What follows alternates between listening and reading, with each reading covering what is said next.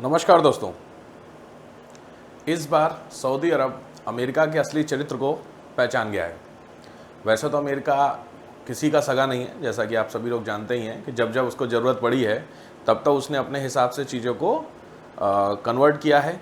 दोस्त भी उसने बनाए, दुश्मन भी बनाए, बट केवल और केवल नीड के, जब उसको ज़रूरत पड़ी तो उस हिसाब से उसने बनाया। लेकिन इस बार सऊदी अरब को बहुत क्लियर पता चल गया कि अमेरिका भाई साहब किसी का सगा नहीं है। कल को अगर ज़रूरत पड़ेगी तो हो सकता है अमेरिका सऊदी के ऊपर भी अटैक करे।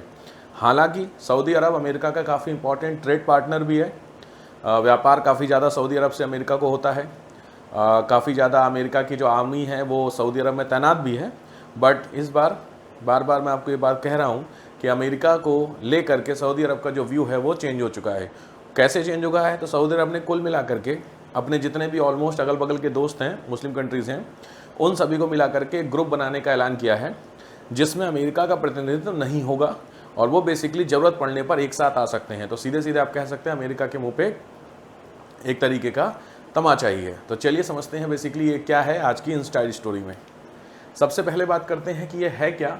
तो सऊदी अरब का सबसे बड़ा ऐलान हुआ है, रेड सी में जहाज़ों की सुरक्षा के लिए बनेगा अंतर्राष्ट्रीय गठबंधन। यानी जो मेनली रेड सी है, उस रेड सी में जो जहाज़ होते हैं उन जहाज़ों की सेफ्टी के लिए क्या बनाया जा रहा है, एक गठबंधन बनाया जा रहा है। सऊदी अरब ने ऐलान किया है कि वो रेड सी में जहाज़ों की सुरक्षा के लिए एक अंतर्राष्ट्रीय गठबंधन बनाएगा। इसका मकसद यमन के हूती विद्रोहियों के हमलों से जहाज़ों की रक्षा करना है। बेसिकली यमन का जो पोर्शन होता है, इस पोर्शन में जो हूती विद्रोही हैं बहुत ज़्यादा अटैक कर रहे हैं, सऊदी अरब के कई सारे जहाज़ों को नुकसान पहुँचा रहे हैं, तो उसको रोकने के लिए काम किया जा रहा है। राइटर्स की रिपोर्ट के मुताबिक इस गठबंधन में शामिल होने के लिए कई देशों को न्योता भेजा गया है। हालांकि अभी ये तय नहीं हुआ है कि कौन कौन से देश हैं, लेकिन ऑब्वियस है इन्विटेशन जा चुका है। इसका मतलब सऊदी अरब की बातों को जनरली कम ही चांसेस होते हैं मना करने के लिए। बेसिकली इसकी सुरक्षा के लिए कौन सा गठबंधन है, तो मिडिल ईस्ट की न्यूज़ वेबसाइट अल मॉनिटर के मुताबिक इसको न्योता भेजा गया है, जिसमें अमेरिका, पाकिस्तान, मिस्र, तुर्की, जिबूती, सोमालिया, सूडान, इसके अलावा जर्मनी, फ्रांस, इटली समेत कई यूरोपीय देशों को भी निमंत्रण मिला है। इट मीन्स अगर आप रेड सी का सेक्शन की बात करते हैं तो इस रेड सी के अगल बगल के जितने कंट्री हैं, मोटा मोटी ये आपका सऊदी हो गया क्योंकि उससे बॉर्डर बना रहा है। इसमें जो यमन वाला पोर्शन होता है, इस पोर्शन के सबसे ज़्यादा जो नुकसान वाले हैं वही हूती विद्रोही, तो वो बेसिकली इसको नुकसान पहुंचाने की कोशिश कर रहे हैं। हालांकि इस रिपोर्ट में अमेरिकी अधिकारियों के हवाले से बताया गया है कि मिस्र, जिबूती और सूडान इस गठबंधन में शामिल होने के लिए सहमत हो गए। यानी 3 कंट्री हैं, मिस्र हो गया, दूसरा सूडान हो गया, तीसरा आपका जिबूती। तो ये तीनों जो देश हैं ये शामिल होने के लिए एग्री कर गए कि ठीक है साहब, हम इसमें गठबंधन में शामिल होंगे। क्योंकि अल्टीमेटली ये जो रेड सी का सेक्शन आप देख रहे हैं, इसमें सबसे ज़्यादा जो इम्पैक्टेड एरिया है वो इजिप्ट का है, सूडान का है और जिबूती का है। इन्हीं के जो जहाज़ है मेनली, उन जहाज़ों को बहुत ज़्यादा लूटा जाता है, नुकसान कराया जाता है। अब बात करते हैं हूती जहाज़ों को। बेसिकली जो हूती विद्रोही हैं वहाँ से, मतलब अगर इस गठबंधन में मेंबरशिप सब लोग ले लेते हैं तो उस मेंबरशिप के अंदर कौन कौन सी चीज़ें प्रोवाइड की जाएंगी, कौन कौन सी सुविधा मिलेंगी। तो सुविधा में जो सबसे पहला है वो है युद्धपोत तैनात किए जाएंगे। गठबंधन में शामिल देश अपने नौसैनिक युद्धपोत रेड सी और बाब अल मंडेब स्ट्रेट में तैनात करेंगे। ये आसपास गश्त करेंगे और व्यापारिक जहाज़ों की सुरक्षा करेंगे। तो सबसे पहला तो क्या होगा, जो युद्धपोत होते हैं वो तैनात किए जाएंगे। दूसरा, जहाज़ों के काफिलों में ले जाया जाएगा। यानी जो जहाज़ होते हैं, तेल टैंकर और मालवाहक जहाज़ों को अकेले भेजने की बजाय काफिले में भेजा जाएगा, जिसके साथ वॉरशिप चलेंगे, जिससे हमला होने पर जवाब दिया जाएगा। ठीक है, इट मीन्स अगर एक ऑयल टैंकर जा रहा है तो ऑयल टैंकर के साथ में कौन चलेंगे, आपके इस तरीके के अगल बगल में बेड़े चलेंगे, जहाजी बेड़े चलेंगे जो उसकी सुरक्षा का काम करेंगे, जो कि काफ़ी अच्छा एफर्ट माना जा रहा है। क्योंकि अगर साथ में इनके वॉरशिप वगैरह चलेंगे तो वॉरशिप से काफ़ी सेफ्टी की चांसेस बहुत ज़्यादा बढ़ जाते हैं इस चीज़, क्योंकि अकेला जब आता है जहाज़ तो अकेले जहाज़ को हाईजैक करना बहुत आसान हो जाता है। खास करके ऑयल टैंकर इस तरीके की चीज़ों को लेकर के काफ़ी आसान हो जाती हैं चीज़ें। अब तीसरा, ड्रोन और मिसाइल रोकने की कोशिश भी की जाएगी। हूती अक्सर ड्रोन, मिसाइल और विस्फोटकों से भरी नावों से हमला करते हैं। युद्धपोतों पर लगे एयर डिफेंस सिस्टम और रडार इन हमलों को पहले से पता लगा कर उनको रोकने का काम करेंगे। तो हूती विद्रोही भी आप कह सकते हैं थोड़ा सा टेक्निकली साउंड है, तो वो ड्रोन भी भेजते हैं, मिसाइल से भी अटैक करते हैं। तो उसको रोकने के लिए बेसिकली क्या किया जा रहा है, काम किया जा रहा है। और हवाई निगरानी ऑब्वियस सर्विलांस बहुत ज़्यादा जरूरी हो जाता है, तो सर्विलांस को भी क्या किया जा रहा है, बढ़ाने का काम किया जा रहा है। तो एयर सर्विलांस जो होगा उसको भी बढ़ाया जाएगा, जिससे आसानी से क्या हो सकता है, इस एरिया में निगरानी होगी।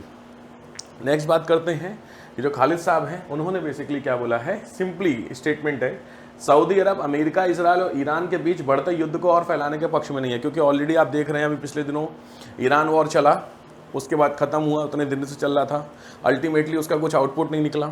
उसके बाद दोनों के बीच में पीस टॉक होती है, डील फाइनल होती है और उसके फिर 10-15 दिन के अंदर वापस से अटैक हुआ। इवन कल फिर अटैक हुआ है जिसमें इराक के ऊपर अटैक किया गया बाय द USA। तो सिंपली बात, इसमें सबसे ज़्यादा जो सफ़र कर रहा है वो आप कौन कर रहा है? सऊदी कर रहा है। तो सऊदी का क्लियर हिसाब किताब हो गया कि साहब अब हम बहुत ज़्यादा दोस्ती निभा नहीं पाएंगे आपसे, क्योंकि आपके चक्कर में ना हमारा बड़ा नुकसान हो रहा है।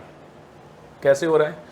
युद्ध की स्थिति बता दें तो 28 फरवरी से अमेरिका का ईरान पर हमले शुरू होने के बाद से ईरान जवाबी कार्रवाई में खाड़ी देशों में मौजूद अमेरिकी सैनिक ठिकानों और दूसरे इंफ्रास्ट्रक्चर को निशाना बना रहा था। तो जो सबसे इंपॉर्टेंट चीज़ हो रही है, अमेरिका के जितने दोस्त खाड़ी देशों में हैं, गल्फ कंट्री हैं, उन देशों में जहाँ जहाँ पर भी बेस है, US बेस, उस बेस के ऊपर अटैक कर रहा है ईरान। ये सबसे बड़ी प्रॉब्लम हो रही है अमेरिका के लिए, खास करके उन देशों के लिए जो ज़बरदस्ती एक तो दोस्ती भी कर रहे हैं और उसके अगेंस्ट में उनको क्या करना पड़ रहा है? झेलना भी पड़ रहा है।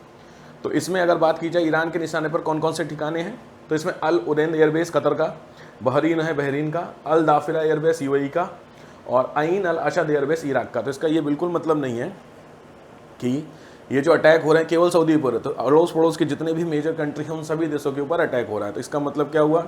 इसका मतलब हुआ कि अगर आप USA से दोस्ती निभाएंगे तो उस दोस्ती का खामियाजा भी आपको भुगतना पड़ेगा। सिंपल बात है। ये चीज़ पूरी दुनिया का बहुत हद तक क्लियर हो गई, भारत को बहुत पहले ही क्लियर हो गई थी, इसलिए भारत का विज़न बहुत क्लियर था। अमेरिका से बहुत ज़्यादा दोस्ती भी नहीं, अमेरिका से बहुत ज़्यादा दुश्मनी भी नहीं है। सिंपल ज़रूरत के हिसाब से होती हैं और बाकी जो देश अमेरिका से थोड़ा सा ज़्यादा क्लोज आने की कोशिश करते हैं वहाँ उन्हीं का सबसे ज़्यादा नुकसान होता है। सबसे चलिए समझने की कोशिश करते हैं बेसिकली है क्या। तो ये वो रेड सी है, ये आप सऊदी अरब देख रहे हैं, ये बॉब अल मंडेब है, अदन की खाड़ी, ये यमन का है। तो यमन के विद्रोही होते हैं बेसिकली यहाँ पर, जो विद्रोही इस रास्ते से आने वाले जहाज़ों को अटैक करते हैं, हाईजैक करते हैं, लूटते हैं और यहीं से क्रॉस करके अरब सागर की तरफ निकल के भारत की तरफ चलाता है। तो जो मेजर सेक्शन, जो सबसे बड़ी दिक्कत है, वो इस हिस्से की दिक्कत हो रही है। तो इसी को रोकने के लिए काम किया जा रहा है। अब इस बॉब अल मंडेब के बारे में, दुनिया का जो समुद्री ट्रेड है उसका 10% यहीं से होता है। रोजाना 60 से 70 लाख बैरल तेल, यानी लगभग 6 से 7 मिलियन बैरल तेल वो इसी एरिया से निकलता है और स्वेज नहर के जरिए यूरोप और एशिया को आपस में कनेक्ट करता है। तो ये सारे फैक्टर काम करते हैं बॉब अल मंडेब के लिए, जो कि निगेटिव है। अब जो मेन इश्यू है कि आखिर ईरान और सऊदी के बीच का झगड़ा क्या है, एक बहुत इंपॉर्टेंट कंसर्न होता है कि साहब ईरान और सऊदी क्यों आपस में लड़ रहे हैं, क्योंकि ईरान के ऊपर अमेरिका की दोस्ती उसके नाते लड़ रहे हैं तो समझ में आता है, बट ये दोस्ती आज की नहीं है। ईरान और सऊदी अरब की जो दुश्मनी है वो थोड़ी पुरानी है, उसके बारे में समझते हैं। तो सबसे पहले ईरान और सऊदी अरब के बीच का विवाद मुख्य रूप से धार्मिक वर्चस्व, क्षेत्रीय प्रभाव और भू राजनीतिक हित पर आधारित है। दोनों देश लंबे समय से मिडिल ईस्ट में खुद को सबसे ताकतवर साबित करना चाहते हैं। तो बेसिकली जो सबसे इंपॉर्टेंट फंडा यहाँ काम कर रहा है वो है अपने आप को साबित करना कि इस एरिया के राजा हम हैं। मेजर पॉइंट आप कह सकते हैं यहाँ पे। फिर भी 3 पॉइंट की बात करता हूँ, जिसमें सबसे इंपॉर्टेंट है धार्मिक मतभेद। सऊदी अरब खुद को सुन्नी मुस्लिम दुनिया का नेता मानता है, ईरान सिया बहुल देश है और खुद को सिया मुसलमानों का संरक्षक मानता है। तो दुनिया भर में जो सिया और सुन्नी मुस्लिम का आपस का झगड़ा है, उन्हीं झगड़ों को लेकर के भी आप कह सकते हैं उसके पीछे का एक मेजर रीज़न है, जहाँ सऊदी अपने आप को सुन्नी बोलता है और ईरान अपने आप को सिया का लीडर बोलता है। तो दोनों में से कौन जीतेगा, ऑब्वियस बात है, मेन इशू यहाँ पे आता है। दूसरा, प्रॉक्सी वॉर। दोनों देश सीधे तौर पर लड़ने की बजाय विभिन्न देशों में अपने समर्थक गुटों के जरिए एक दूसरे के प्रभाव को कमजोर करने की कोशिश करते हैं। जैसे अगल बगल, क्योंकि डायरेक्ट लड़ेंगे तो सीधी सीधी वॉर होगी, उसमें नुकसान होगा। तो दुनिया भर में जो अलग अलग देश होते हैं उन अलग अलग देशों में सपोर्ट करते हैं, किसी को फंडिंग देते हैं, किसी को ये देते हैं, और उस देश में पर्टिकुलर क्या होती है, झगड़ा होता है, इसका फ़ायदा ये देश उठाते हैं। जैसे यमन में हुती विद्रोही हैं, इराक में है, सीरिया में है, लेबनान में हिजबुल्लाह है। इन दोनों को कौन सपोर्ट करता है, ईरान सपोर्ट करता है। तो पॉइंट क्या हुआ कि बेसिकली डायरेक्ट वॉर की तुलना में इसको वॉर को बोलते हैं प्रॉक्सी वॉर। तो प्रॉक्सी वॉर वाला इश्यू सबसे इंपॉर्टेंट होता है। तीसरा इंपॉर्टेंट फैक्टर है, ऑब्वियस बात है, दुनिया भर में जब भी लड़ाइयाँ हुई उस लड़ाई के पीछे का जो सबसे इंपॉर्टेंट रीजन वो पैसा ही है। तो तेल और आर्थिक प्रतिस्पर्धा, दुनिया के बड़े तेल उत्पादक होने के नाते वैश्विक तेल बाजारों और कीमतों पर नियंत्रण को लेकर भी दोनों देशों में कड़ा मुकाबला है, क्योंकि दुनिया भर में सारा खेल पेट्रोलियम का ही है। जो देश जितना ज़्यादा पेट्रोलियम बेचेगा उस देश का उतना ज़्यादा फायदा होगा। सबसे बड़ी जो प्रॉब्लम है वो प्रॉब्लम यहाँ पे सऊदी अरब में, क्योंकि इस जो सऊदी अरब UAE वगैरह यहाँ पे जो प्रोडक्शन वाले एरिया हैं, ये जब अपना तेल यहाँ से निकाल करके इस एरिया में बेचते हैं तो यहाँ पे हॉर्मुज स्टेट है और इस हॉर्मुज स्टेट पे कंट्रा ईरान का है। मतलब अगर आपको तेल यहाँ से निकालना होगा तो आपको ऑब्वियसली टैक्स को देना पड़ेगा ईरान को। तो इसमें सबसे ज़्यादा दिक्कत किसको हो रही है, सऊदी को हो रही है कि ये भाई रास्ते को उन्होंने एक तरीके से ब्लॉकेट करके रखा है, जब हमें ज़रूरत हो रही है तब हम क्या कर रहे हैं, उसको कर रहे हैं। ठीक है, रोकने की कोशिश की रही। तो इसलिए सबसे इंपॉर्टेंट जो फैक्टर काम कर रहा है वो यहाँ पे तेल है। तो बेसिकली इसमें धार्मिक मुद्दा भी शामिल होता है, प्रॉक्सी वाला भी होता है और साथ में इकोनॉमिक इश्यू भी शामिल हो जाता है। तो यही 3 मेजर मुद्दे हैं जो सऊदी और ईरान के बीच में झगड़े की मुख्य वजह आप कह सकते हैं, जिनको सॉल्व करने की कोशिश की जा रही है। इसी में जो सऊदी अरब है उसको सपोर्ट यूएसए करता है, ऑब्वियस है, उसके भी अपने कुछ हित हैं इसमें।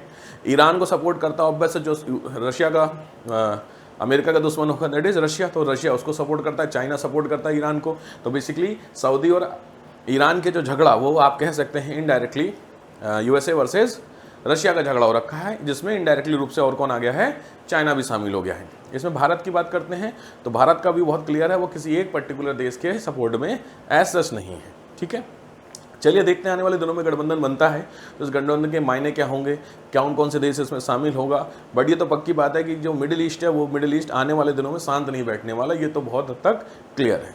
चलिए मिलते हैं आपसे नेक्स्ट वीडियो में। थैंक यू, जय हिंद।